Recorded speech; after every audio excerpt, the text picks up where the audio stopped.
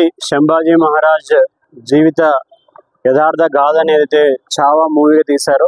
ఆ మూవీని చూడడానికని మన హైదరాబాద్ తెలంగాణలో ఉండేటువంటి దాదాపు 250 మంది డాక్టర్స్ ఇక్కడ ఈ ఐమాక్స్ థియేటర్కి వచ్చారు. అయితే మన అందరికి తెలుసు, ఈ దేశంలో మరాఠా వీరుల యొక్క వీరత్వం కానీ, శివాజీ మహారాజు ఒక అఖండ హిందూ సామ్రాజ్యాన్ని స్థాపించి ఆయన వెళ్ళిపోయారు. హిందూ సామ్రాజ్యమే కాకుండా 400 సంవత్సరాల కింద పరిపాలన అంటే ఏంటి, అన్ని కులాలు, అన్ని మతాలు, అన్ని వర్గాలని ఒక రాజు ప్రభువుగా ఉంటూ తండ్రిగా ఎలా పాలన చేయాలో ఆయన రీసెంట్గా మన పురాణాల్లో ఎంతోమంది గొప్ప రాజులు ఉన్నారు. బట్ అయినా కూడా చరిత్రలో కూడా శివాజీ మహారాజు చాలా చక్కగా ఆయన యొక్క ఆదర్శాన్ని నిలిపి వెళ్ళారు. అలాంటి ఆయన కుమారుడు ఎవరైతే ఉన్నారో శంభాజీ మహారాజు తర్వాత మరాఠా సామ్రాజ్యాన్ని మొఘల్ నుంచి, సుల్తాన్ నుంచి రక్షించి ఎన్నో యుద్ధాలు చేసి దాదాపు కేవలం 9 సంవత్సరాలు 140 యుద్ధాలు చేశారంటే ఆ మహావీరుడి శౌర్యం ఏదో మనకు తెలుస్తుంది.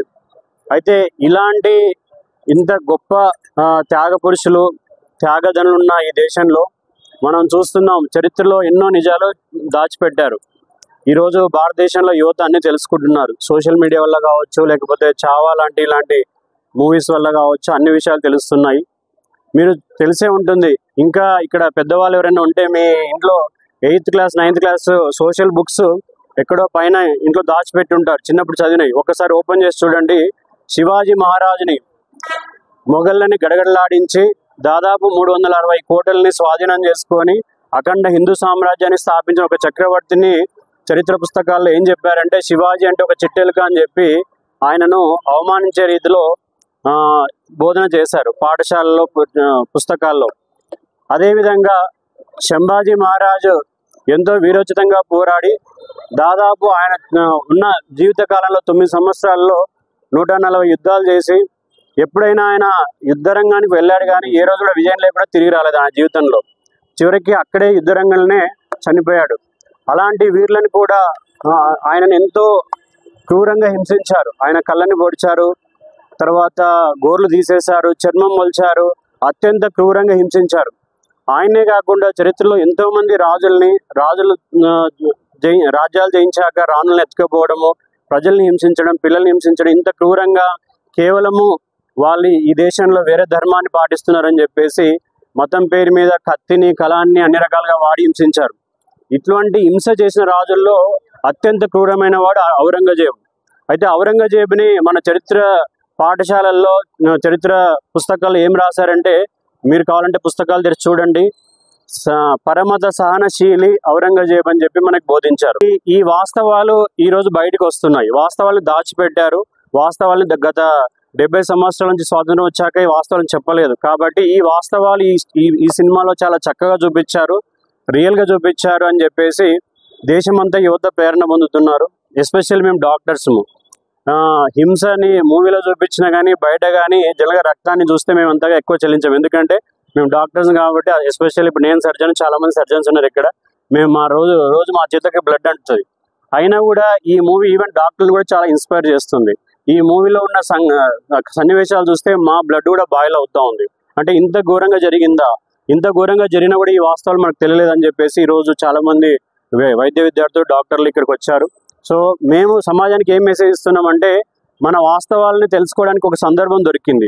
సో ఈ చావా మూవీలో జరిగిన సంఘటనలన్నీ కూడా మనం ప్రతి ఒక్కరికి తెలియజేయాల్సిన అవసరం ఉంది. కాబట్టి మేము డాక్టర్లుగా ముందుకు వచ్చాము. ఈ మూవీని ప్రతి ఒక్కరికి చూపించాలి, ప్రతి ఒక్కరు కూడా దీన్ని నూకన్ కారణం తీసుకెళ్లాలనే సందేశాన్ని ఇవ్వడం కోసం ఈరోజు ఇక్కడ మేమంతా సామూహికంగా ఈ సినిమాని చూస్తున్నాం.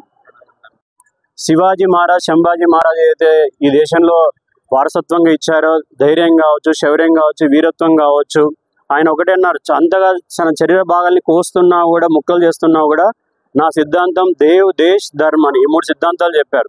సో ఈ సిద్ధాంతం కోసం పనిచేయడానికి సనాతన ధర్మసేన అని ఒక ప్లాట్ఫామ్ మేము క్రియేట్ చేశాము. ఈ ప్లాట్ఫామ్ పైన దేశాన్ని, ధర్మాన్ని రక్షించడం కోసము, మంచి చేయడం కోసము ఎవరైనా జాయిన్ కావచ్చు. వేల సంఖ్యలో ప్రతి గ్రామంలో 100 మంది యువకులు తయారు చేసి శివాజీ మహారాజ్, శంభాజీ మహారాజ్ వాళ్ళ సిద్ధాంతాలు ముందు తీసుకెళ్ళడానికి మేము ఈ ప్లాట్ఫామ్ని ఎంచుకున్నాము. ఆ ప్లాట్ఫామ్ నుంచి ఈరోజు ఈ కార్యక్రమం చేస్తున్నాము.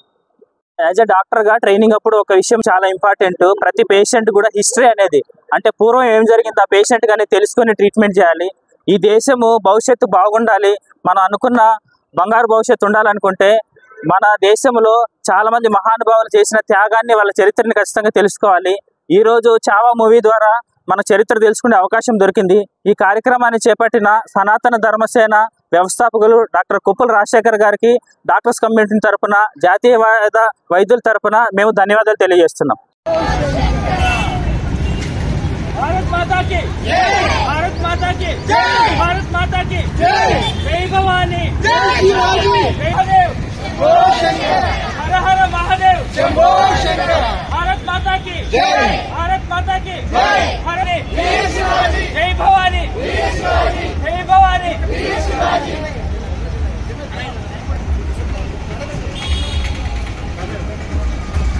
जय शिवाजी, जय भवानी, वीर शिवाजी, हर हर महादेव, शंभो शंकर, हर हर महादेव, शंभो शंकर, भारत माता की जय, भारत माता की जय.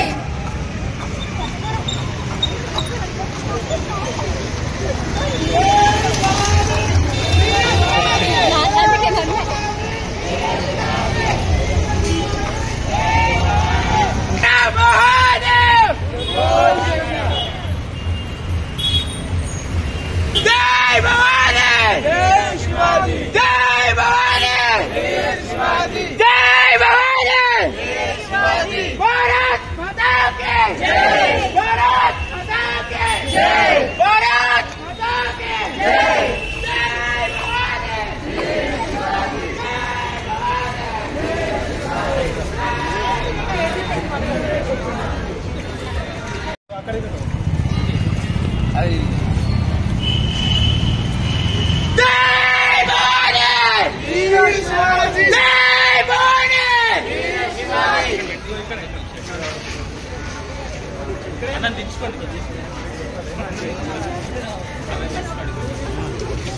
भारत माता की जय, भारत माता की जय, भारत माता की जय, जय भवानी, वीर शिवाजी, जय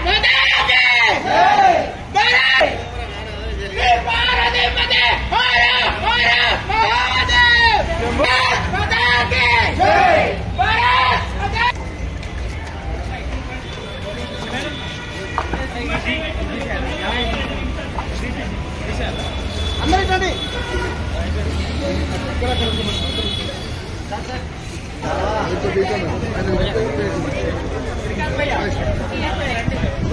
वीर शिवाजी. भारत माता की जय, भारत माता की जय, भारत माता की जय भवानी, जय शिवाजी, जय भवानी, जय शिवाजी, भारत माता की जय, भारत माता की जय, भारत माता की जय. మన సనాతన ధర్మం గురించి మనకు తెలిసింది గోరంత, అయితే తెలియాల్సింది కొండంత. ఇలాంటి చావా లాంటి చిత్రాలు మరి ఇంకా ఎన్నో రావాలని కోరుకుంటున్నాము. Doctor Rajasekhar sir, doctor Surender sir గారికి మా మొత్తం డాక్టర్స్ కమ్యూనిటీ నుంచి ధన్యవాదాలు తెలుపుతున్నాము. ఇక్కడ ఉన్న చాలా మంది మా యువత ఎవరైతే మెడికోస్ ఉన్నారో వాళ్ళందరికీ ఈ చిత్రం చూసే అదృష్టం కలిగిందని ధన్యవాదాలు తెలుపుకుంటున్నాం.